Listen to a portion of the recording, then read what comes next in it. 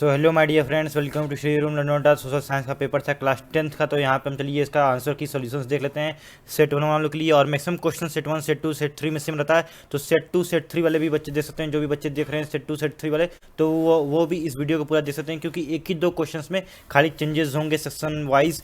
तो चलिए वीडियो शुरू करते हैं। मैक्सिमम क्वेश्चंस क्योंकि सेम रहेंगे। तो वीडियो शुरू करने से पहले please like share subscribe to my channel, क्योंकि इस तरह की और ढेर सारी वीडियोस मेरे चैनल पे पहले से ही अपलोडेड हैं और कुछ अपलोड होने वाली हैं। तो उन सभी का मजा लेने के लिए आप प्लीज़ सब्सक्राइब कर दीजिए, लाइक कीजिए, शेयर कीजिए अपने फ्रेंड्स में। तो यहाँ पे सेक्शन 1 को देखते हैं, वेरी शॉर्ट आंसर क्वेश्चंस। यहाँ पे आपको 5 क्वेश्चंस का आंसर देने थे, जो कि यहाँ पे आपको इक्वल टू 10 मार्क्स मिलेंगे। तो पहला क्वेश्चन आपका क्या है, why did Mahatma Gandhi travel to Champaran in Bihar in 1917 explain.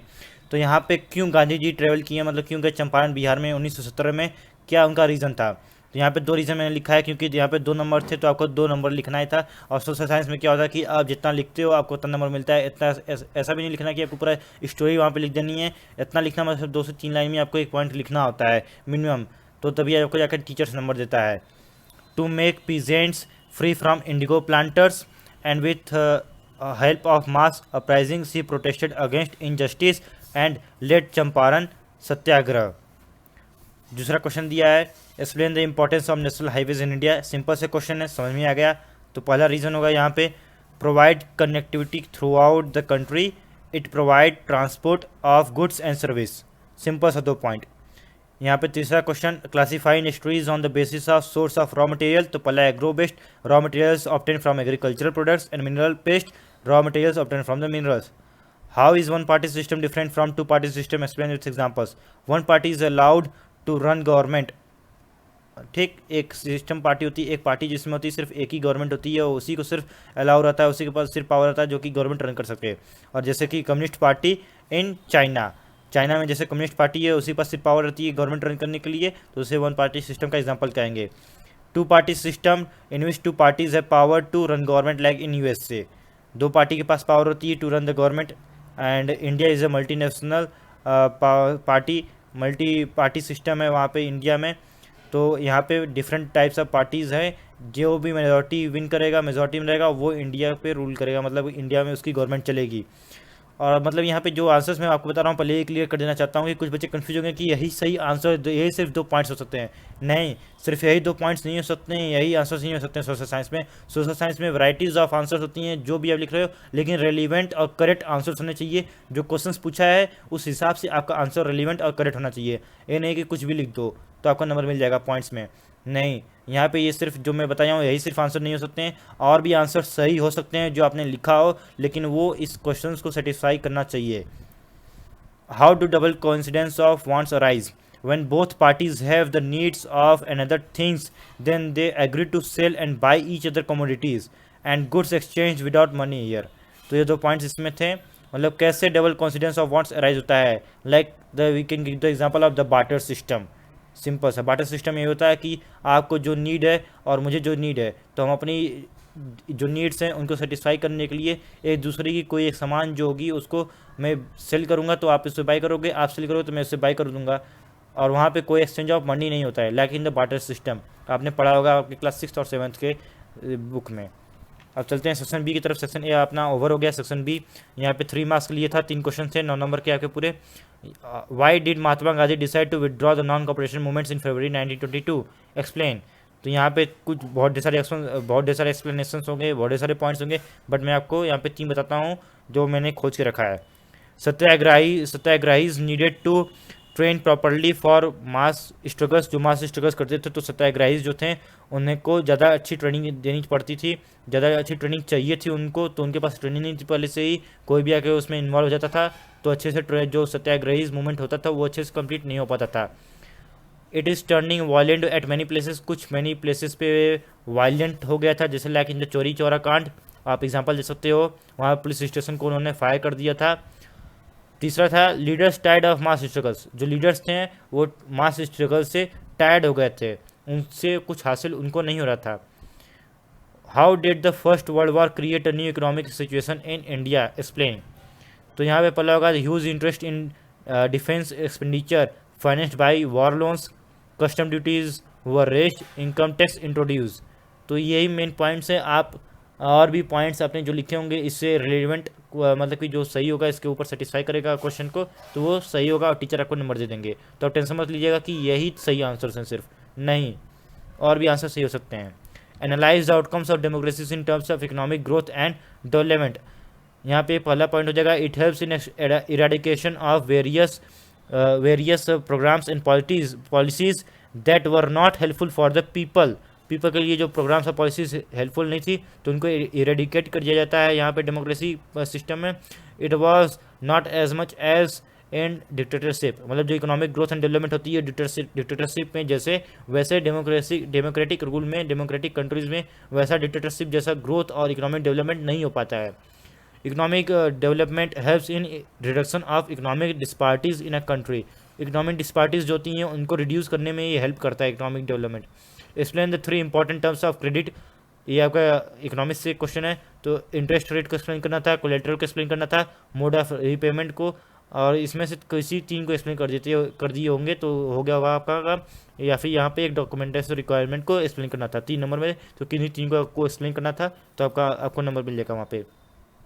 Long answer type question, examine any 5 major challenges faced by the political parties in India. तो पहला हो जाएगा lack of internal democracy, means all ministers, all the leaders have not equal power in decision making. जो decision making होती है सबको equal power नहीं होती है, सबको इक्वल राइट नहीं होती है। डायनेस्टिक सक्सेशन, मतलब कि यहाँ पे जो फैमिली मेम्बर्स होते हैं पार्टीज़ के तो वो अपने फैमिली मेम्बर्स को ही लीडर्स बनाते हैं, चूज़ करते हैं, उन्हीं को टिकट्स मिलता है। आप देखे होंगे यहाँ पे लाइव एग्जांपल्स आपके कंट्रीज़ में खुद ही ऐसा होता है। मनी एंड मसल पावर, जिनके पास मसल पावर और मनी ज़्यादा होती है तो वो ज़्यादा पावर में होते हैं, उनकी ज़्यादा सुनी जाती है।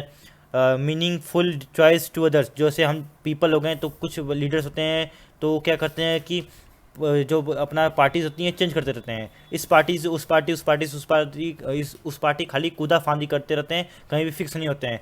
तो इस वजह से हमें कन्फ्यूजन हो जाता था किस पार्टी को हम वोट करें जाके।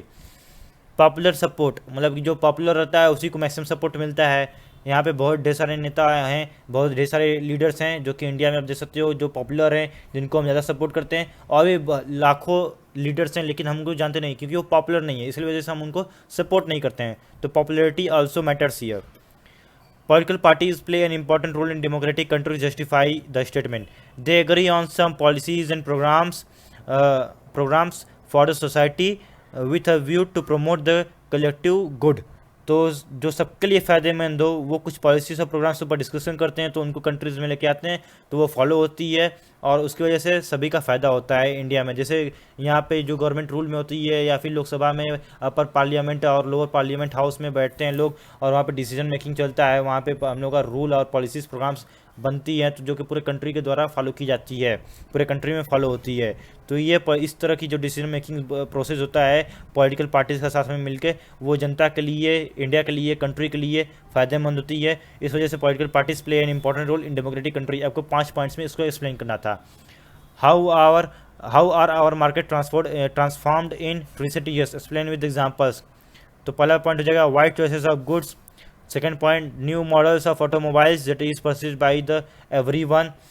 Third point, Indians are buying cars produced by nearly all top companies. जितनी भी टॉप कंपनीज हैं जैसे मर्सिडीज़ हो गई, BMW हो गई, ऑडी, तो इन सभी टॉप कंपनीज हैं, इन सभी की टॉप कंट्री मतलब टॉप कंपनीज़ की टॉप कंट्रीज़ से ये सब बाई कर रहे हैं इंडियंस। मतलब कि वहाँ पे हमारा जो मार्केट है वो ट्रांसफॉर्म हो गया है और बहुत ज़्यादा हर एक पार्ट के कोने में वर्ल्ड के रीच से है, मतलब हर एक पार्ट के टच में है। हमारे जो मटेरियल बन रहे हैं वर्ल्ड में, जो भी महंगे बन रहे हैं मटेरियल या फिर कॉस्टली काफ़ी हैं, तो कोई भी मटेरियल हमसे छूटा नहीं है। जैसे हमसे यहाँ पे छूटा नहीं है कि latest models of digital cameras mobiles made by leading manufacturer in our own touch, मतलब कि जो लीडिंग मैन्युफैक्चरर हैं वर्ल्ड के कोने कोने में, जैसे डिजिटल कैमरास बन रहा है, मोबाइल्स बन रहा है, तो वो भी हम लोग खरीद रहे हैं, जो कि कल लॉन्च हो रहा है तो परसों हम खरीद ले रहे हैं। तो ये सब क्या है, सब दिखा रहा है कि हमारा जो मार्केट ट्रांसफॉर्म हो गया है और हम हर एक कोने के, वर्ल्ड के हर एक कोने से टच में हैं।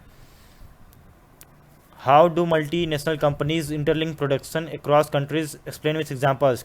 तो यहाँ पे पहला पॉइंट हो जाएगा by setting up partnership with the local companies, जो लोकल कंपनीज हैं उनसे पार्टनरशिप कर ले रही हैं। By placing order with the local companies, by closely competing with them means with the local companies, by joint production with the local companies, by local by they by the मतलब जो खरीद local companies होती हैं उनको या फिर खरीद ही लेते हैं टू एक्सपेंड द प्रोडक्शन, अपना प्रोडक्शन बढ़ाने के लिए लोकल कंपनीज को अलग अलग एरियाज में खरीद ही लेते हैं और अपने नाम के प्रोडक्ट से उनको बेचना शुरू कर देते हैं, सेल करना शुरू कर देते हैं। तो ये कुछ रोल्स हैं। आपका आंसर सही हो सकता है, अलग पॉइंट्स हो सकते हैं, तो आपका भी आंसर सही हो सकता है। अगर इसमें से मैच कर रहा है तो 100% आपका आंसर सही होगा। अब चलिए अपने सेक्शन डी की तरफ बढ़ते हैं जो कि केस बेस्ड स्टडी था। तो महात्मा गांधी थॉट्स ऑफ सत्याग्रह, यहाँ पे थॉट्स ऑफ सत्याग्रह के बारे में बताया गया है। तो चलिए देखते हैं इसके क्वेश्चन आंसर के बारे में। पैराग्राफ आपने पढ़ लिया होगा। What type of movement Gandhi organised in South Africa, तो आपने स्टार्टिंग में टॉपिक पढ़ लिया था गांधी के सत्याग्रह के बारे में, यहाँ पे कुछ था, तो यहाँ पे आपका सीधा सा वो मूवमेंट हो जाएगा satyagraha. Now why satyagraha considered as a pure soul force, तो यहाँ पे आपका आंसर दिख के रखा है truth is the very substance of the soul, that is why this force is called satyagraha. यहाँ पे आपका आंसर हो गया, ठीक। How has Gandhi describe passive resistance, तो आपका यहाँ पे स्टार्टिंग में देकर रखा है पैसिव रेसिस्टेंस, तो पहला पॉइंट आपका ये वाला हो जाएगा, that it is the weapon of the weak but the power which is the subject of this article can be used only by strong. Second point, this power is not passive resistance, indeed it calls for interest activity। तो ये आपका हो जाएगा answer. यहाँ पे आपको यहाँ पे कुछ अपने से भी पॉइंट ऐड कर सकते थे तो आपका आंसर सही हो जाएगा। यहाँ पे पैसिव रेजिस्टेंस अपने मन से बना के समझ, मतलब अपने मन से नहीं बना के वहाँ से समझ के उससे related relevant point, correct point, satisfactory point इस क्वेश्चन के अकॉर्डिंग वहाँ पे आपको देना था आंसर। तो ये वाला आपका second passage question number 12। Mention any two challenges faced by the jute industry in India, तो यहाँ पे दो चैलेंजेस है, that is first stiff competition and second is from other competitors like Bangladesh, Brazil, Philippines, Egypt and Thailand. ये आपका हो जाएगा answer.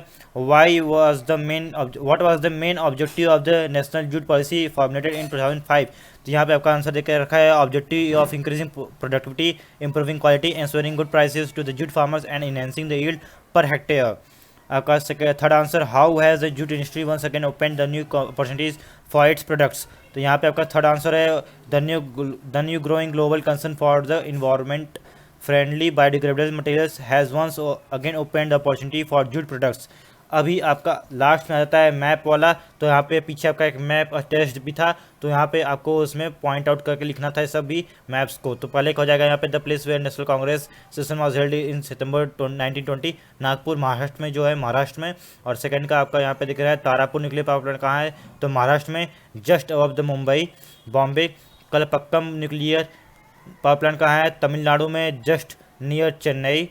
And Hyderabad कहाँ है, तो ये आपको बताना चाहिए किसका कैपिटल है, तेलंगाना का कैपिटल है, तो वहीं पे राजीव गांधी इंटरनेशनल एयरपोर्ट है। तो यहाँ पे आपका खत्म हो जाता है मैप का पार्ट और पूरा पेपर खत्म हो जाता है। और सेम चीज़ क्वेश्चन आपको यहाँ पे दिया है जो विजुअली इम्पेयर्ड कैंडिडेट्स उनके लिए। तो आशा करता हूँ कि आपको पूरी वीडियो पसंद आई होगी, आंसर्स पूरे आपको पसंद आए होंगे। तो please like share subscribe to my channel for watching more videos. For that till then tata bye bye and all the best for your next exams.